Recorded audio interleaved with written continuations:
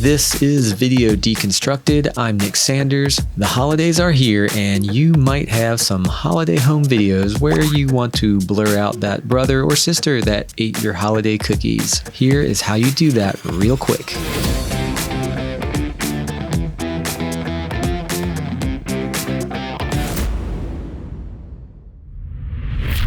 So we've got the video here where we're going to blur out this little girl. Let's say we want to track her face and blur it out. So I've got this clip selected.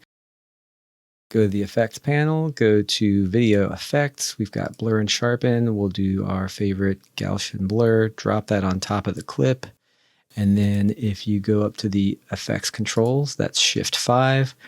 We've got this Gaussian blur effect, and we'll just turn that blurriness up a bit. And we want to click on the ellipse mask, and we will shrink that down a bit, put that on that little girl, turn up the feather a little bit. And for this, all we need is position. That'll do it a little faster. And then you click on this track forward button. And you can see we've got a whole bunch of keyframes here, and everything is all good. Tracked very nicely.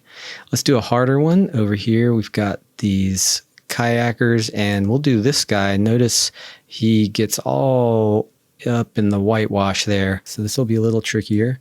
Same thing, select the clip, put the Gaussian blur on, turn up the blurriness, and this time we'll do the preview so you can see how that'll help you out. I'm only going to do position on this. No need to do these other guys. And also we'll turn the preview on this time, and it'll be helpful on this one because you're going to see it's not going to do a great job of tracking it all the way through. And right there, it's getting a little bit crazy. Not too bad. Okay, so I'm going to hit stop. And what you can do is just slide back to maybe right there. I'm going to select these keyframes and delete them. We'll just keep that one that was on. And I'm going to ignore until we see his head pop up again. I'll just move our mask up. That'll create a keyframe automatically. And then I'll just continue tracking from there.